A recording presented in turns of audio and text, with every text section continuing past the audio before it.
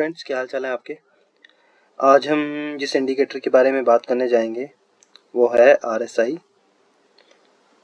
RSI one of the most use होने वाला indicator है। इसे हर कोई यूज़ करता है, स्विंग में, इंट्राडे में, ऑप्शन में, फ्यूचर में। मैं आपको बता देता हूँ पहले एक बारी लगा के। एक मिनट, मैंने लॉगिन किया हुआ है, मैं RSI आपको दिखा देता हूँ। इस तरीके से इंडिकेटर में जाके आपने RSI सर्च मारना है, रिलेटिव स्ट्रेंथ इंडेक्स, इसे आप क्लिक करेंगे। बाय डिफ़ॉल्ट जो इसकी सेटिंग होगी वो 14 पे होती है। मैं आपको दिखा देता हूँ। बाय डिफ़ॉल्ट इसकी जो सेटिंग है वो 40 पे होगी बाय डिफ़ॉल्ट, और यही बेस्ट है जो सेटिंग है। अगर आप थोड़े सीखे हुए हैं तो आप इसे बदल सकते हैं थोड़ा बहुत, लेकिन अगर बिगिनर हैं तो आप यही डिफ़ॉल्ट रहने दीजिए सेटिंग जो RSI है इसकी। और RSI में मेनली जो मैं आपको बता देता हूँ जो पैरामीटर होते हैं वो होते हैं ये 17 और 30। ये बाय डिफ़ॉल्ट होती है। बाय डिफ़ॉल्ट इसलिए होता है क्योंकि जो RSI है उसमें हम क्या होता है कि जब 70, इसकी अपर लाइन जो 70 आती है, ये मैं दिखाता हूँ आपको, ये वाली जो 70 है बाय डिफ़ॉल्ट लगी हुई है अपनी, वैसे ये 0 से 100 के बीच में होता है। यहाँ पर 100 होगा इसका और सबसे डाउन में 0 है।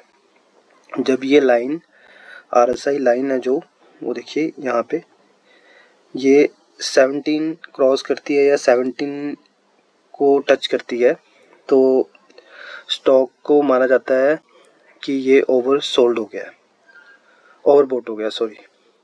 और अगर ये 30 को टच करती है या 30 से नीचे जाती है तो हम इसे कह सकते हैं कि ओवर सोल्ड हो गया। एक्चुअली हर बार ऐसा नहीं होता, मैं आपको पहले क्लियर कर दूं कि हम कह सकते हैं, एक आइडिया ले सकते हैं कि हाँ ऐसा हो सकता है, लेकिन हर बार ऐसा हो ये भी नहीं होता।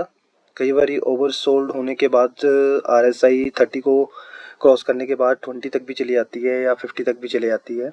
तो कंपलसरी नहीं है ये कि अगर ये ओवर सोल्ड हो गया तो आपने वहाँ से बाय करना है, या ओवर बॉट हो गया तो आप वहाँ सेल कर सकते हो। ये इसके साथ हम और चीज़ें भी देखते हैं, उसके बारे में हम अगली वीडियो में डिस्कशन करेंगे और मैं आपको बताऊंगा कि हम क्या क्या चीज़ें इसके साथ देखते हैं। फ़िलहाल हम सिर्फ इंडिकेटर के बारे में बात करेंगे।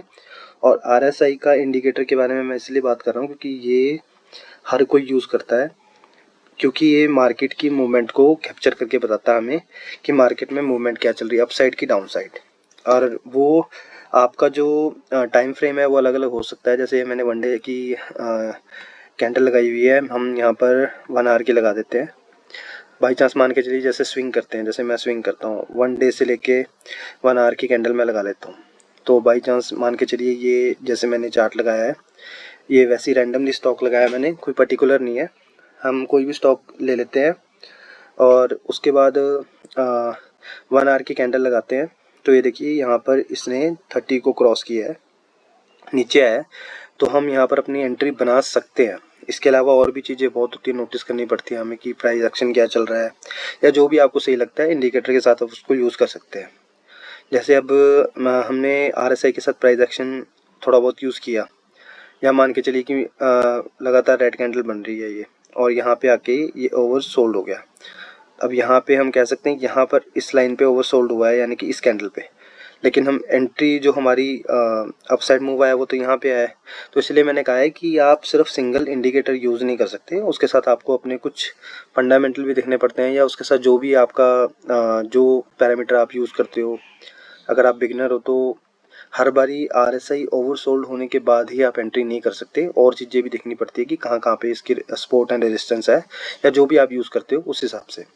तो कोई रिकमेंडेशन नहीं है, मैं सिर्फ बता रहा हूँ कि इंडिकेटर एक्चुअली करता क्या है। इंडिकेटर क्या होता है, बाज़ार की मूवमेंट बताता है ये कि बाज़ार अप साइड है कि डाउन साइड है, ओवर सोल्ड है या ओवर बॉट है, मतलब कि बहुत ज़्यादा सेलिंग आई हुई है बाज़ार में तो ये बहुत ज़्यादा डाउन आ रखा है, जैसे ये डाउन आया हुआ है और उसके बाद अब इसमें बाइंग अपॉर्चुनिटी आ सकती है।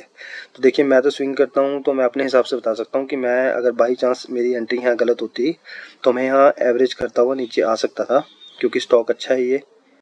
तो मैं यहाँ पे एंट्री, अगर मैं बाई चांस यहाँ पे रॉन्ग एंट्री ले लेता इस कैंडल पे तो मैं यहाँ पे आता था, अगर ये डाउन भी आ रहा तो मैं इसको थोड़ी बहुत पैसे डाल के मैं इसको एवरेज करता रहता, और उसके बाद मैं आगे जो भी मेरे को सही लगता है मैं उस हिसाब से एग्जिट कर जाता।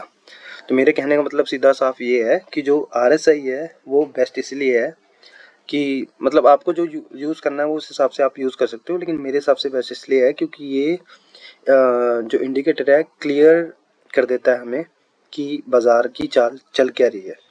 वो स्टॉक जिसमें आप पर्टिकुलर आप देख रहे हो जो स्टॉक, उसमें उसका क्या मतलब दिखाना चाहता है, बताना चाहता है स्टॉक की गिरेगा या आज अपसाइड मूव आएगा।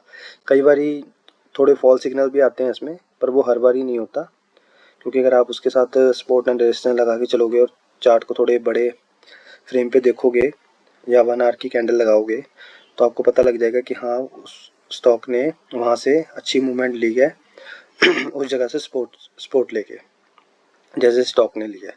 और इसकी बाय डिफ़ॉल्ट जो सेटिंग है वो यही रहती है 14 की, और आप अपनी मर्ज़ी से लगा सकते हो इसे। जैसे मैंने आपको बताया था कि ये 70 है और ये 30 है, 0 से लेके 100 तक होती है। आप इसे 70 की जगह पे कम भी कर सकते हो।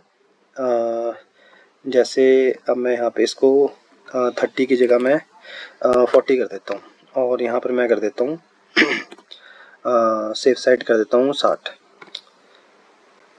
वैसे रफली बता रहा हूँ मैं आपको। तो ये देखिए, अब ये जो 50 के बीच में ये सेंटर लाइन है, 50 के बीच में घूम रहा है, तो ये न्यूट्रल है। इस टाइम स्टॉक न्यूट्रल है, कोई अपसाइड मूव नहीं है, कोई डाउनसाइड मूव नहीं है बहुत बड़ा। जैसे ही ये इसको क्रॉस करता है 40 को, तो ये एकदम से इसमें गिरावट आती है स्टॉक में, और जैसे ही ये इसे पार करता है तो अच्छी खासी बाइंग पोजीशन आती है हमारे पास। देखिए, बाज़ार की जो मूवमेंट है वो आप सारी कैप्चर नहीं कर सकते। आप ये नहीं बोल सकते कि मैं यहाँ से बाय करूँगा और मैं यहाँ तक इसको सेल करूँगा। आपको बीच वाला ही प्रॉफिट लेना पड़ेगा। अगर आप सोचोगे कि मैं नीचे से बाय करूँगा हर बारी और ऊपर सेल करूँगा, तो ऐसा हो नहीं सकता। फिर बाज़ार आपसे वो जो पैसा है आपके पास वो भी ले लेगा। मैं आपको सिंपल तरीका बताता हूँ कि RSI का यूज़ करने का तरीका आपके पास सपोर्ट एंड रेजिस्टेंस या जो भी आप इंडिकेटर यूज़ करते हो, अगर आप पुराने हो फिर तो आपको पता ही होगा RSI यूज़ कैसे करना है। अगर आप बिगिनर हो तो मैंने आपको सिंपल बता दिया है कि इसको यूज़ करने का तरीका यही है। बाय डिफ़ॉल्ट जो इसकी सेटिंग है फ़िलहाल उसी पे ही काम कीजिए। उसके बाद आप धीरे धीरे जब मैच्योर हो जाएँ, थोड़ा बाज़ार को देख लें और इसको यूज़ कर लें, तो उसके बाद अपना ये जो अपना पैरामीटर है जो भी 70 और 30 का, वो आप यूज़ करके उसको अप्लाई कर सकते हैं इस चीज़ में। और मेनली जो इसका जो पर्पस होता है RSI का, वो ये बताना होता है कि मार्केट की मूवमेंट चल क्या रही है। बेसिकली मैं आपको ये समझाना चाहता हूँ बस। और RSI का जो मेनली यूज़ जो मैं बता रहा हूँ आपको, वो हर जगह हो सकता है। आप अगर इंट्राडे करते हो, 5 मिनट की कैंडल लगाते हो, तो वहाँ पर भी आप यूज़ कर सकते हो। अगर आप स्विंग करते हो तो आप 1 आवर से लेके 1 डे की कैंडल यूज़ करते हो, तो आप वो लगा के भी स्विंग कर सकते हो और मोमेंट कैप्चर कर सकते हो। देखो जैसे ये आ रखी है टाइम फ्रेम, जिस जो भी आपको सही लगे उस हिसाब से आप 30-40 का 30-17 का रेशियो लगा सकते हैं, 20-18 का लगा सकते हैं। तो मतलब जो भी आपको सही लगे उस हिसाब से आप पैरामीटर लगा के आप इसमें ट्रेड कर सकते हो। RSI तकरीबन सभी यूज़ करते हैं, सभी। इसके साथ और मिक्स इंडिकेटर लग सकते हैं, जैसे हम MACD लगा लें, MACD लगा लें तो ये भी सही होता है एक इंडिकेटर। मैं तो वैसे आपको कोई मतलब राय नहीं दे रहा, पर मैं तो यही इंडिकेटर यूज़ करता हूँ ये दोनों इंडिकेटर यूज़ करता हूँ, MACD और RSI। बाकी मैं कभी स्टॉक में कभी ट्रेड करके आपको मैं दिखाऊंगा, तो मैं आपको बताऊंगा कि मैं इसको दोनों को यूज़ कैसे करता हूँ, इनको मिला के, ताकि मेरा जो रिस्क एंड रिवॉर्ड है वो सही हो जाता है और मेरा रिस्क मिनिमाइज़ हो जाता है और कम हो जाता है इससे। तो मैं आपको अगली वीडियो में बताऊंगा। बाकी फ़िलहाल ये हमारी इंडिकेटर की सीरीज़ चल रही है, तो मैं तकरीबन जो भी हमारे इंडिकेटर ज़्यादा यूज़ होते हैं, सारे तो नहीं क्योंकि सारे इंडिकेटर तो बहुत बड़ी लिस्ट है हमारे पास, जो मेनली हमारे यूज़ होते हैं, जो जैसे RSI, बॉलिंजर बैंड, MACD और भी इसके अलावा जो इंडिकेटर हैं, वो मैं आपको एक एक करके एक वीडियो बनाऊंगा और इस हिसाब से फिर हम ट्राई करेंगे एक एक इंडिकेटर को कि किस तरीके से यूज़ करना है और किस तरीके से हमें अप्लाई करना है। और इससे अगली वीडियो में भी मैं इंडिकेटर के बारे में ही बात करेंगे। हम जो बेसिकली जो बड़े बड़े जो ज़्यादा यूज़ होने वाले इंडिकेटर हैं जो यूज़ करते हैं मेनली लोग, हम उसी पे ही बात करेंगे। और अगली वीडियो में डिस्कशन करेंगे हम इससे, जो हमने जो दूसरे इंडिकेटर हैं उसके बारे में बात करेंगे। और मैं एक चीज़ और आपको बता दूं कि जो RSI है वो हमेशा सिंगल आप यूज़ नहीं कर सकते, क्योंकि RSI सिर्फ मार्केट की मूवमेंट बताता है। कई बार क्या होता है कि ये जो इंडिकेटर है, ये हमारा इंडिकेटर दिखता तो ऊपर है कि ये ओवरबॉट हो गया है, बट क्या होता है कि उसके बाद ये ओवरसोल्ड नहीं होता, डाउन नहीं आता। ओवरबॉट के बाद ही ओवर अप मूवमेंट आ जाती है। और इसके और 2 पैरामीटर हैं, वो भी मैं आपको बताऊंगा, बुलिश डाइवर्जेंस और बेयरिश डाइवर्जेंस। उसके बारे में भी हम बात करेंगे। उसके साथ अगर भी बात करेंगे तो बहुत लंबी वीडियो हो जाएगी, उसके बारे में मैं आपको बताऊंगा। बेसिकली मैं आपको ये सिंपल चीज़ बताता हूँ, जो 70 और 30 का रेशियो है ये बेस्ट है, लेकिन आजकल जो यूज़ करते हैं वो सब 40 और 60 का करते हैं, क्योंकि ये काफ़ी पुराना चलता आ रहा है रिवाज, ये 30 से 70 वाला। तो 40 और 60 का यूज़ करते हैं। 50 पे अगर हमारा अगर स्टॉक या हमारी ये लाइन जो RSI वाली है वो चल रही है, तो इट मीन्स कि ये अभी स्टॉक जो है वो न्यूट्रल है, ना वो ओवरबॉट है ना वो ओवरसोल्ड है। सिंपल तरीका, अगर 70 को टच कर रहा है हमारा RSI लाइन, तो वो ओवर बॉट हो चुका है, और अगर वो 30 को टच कर रहा है या 30 से डाउन जा रहा है तो वो ओवर सोल्ड हो चुका है। तो हम उसमें एंट्री बाइंग की बना सकते हैं, और इसके अलावा और थोड़े बहुत पैरामीटर देख के उसके बाद, यानी कि आप सिंगल RSI नहीं देख के बना सकते। ये मेरा पर्सनल मैं आपको बता रहा हूँ कि मैं जो यूज़ करता हूँ MACD के साथ यूज़ करता हूँ। तो अगर आपने RSI यूज़ करनी है तो मैं आपको सिंपल तरीका बता रहा हूँ।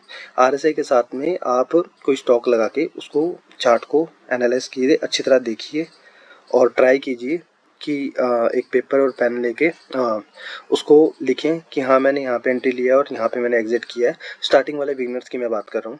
और उसके बाद वो देखे कि उनके जो वो उन्होंने जो लिखे थे कि हाँ हमने यहाँ एंट्री की है एग्जिट किया है, तो वो कितनी बार सही किए हैं।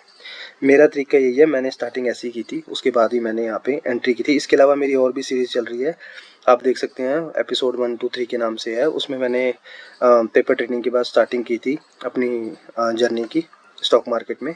वो भी आप वीडियो देखना, उसमें मैंने पहले स्टॉक और फिर उसके बाद दूसरा स्टॉक, तीसरा स्टॉक लिया। 50,000 से मैंने 50,000 के कैपिटल से स्टार्ट किया था।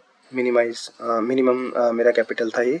तो आप वो भी देखना एक बारी, उससे भी आपको थोड़ी सी हेल्प मिलेगी अपने ट्रेडिंग करियर में।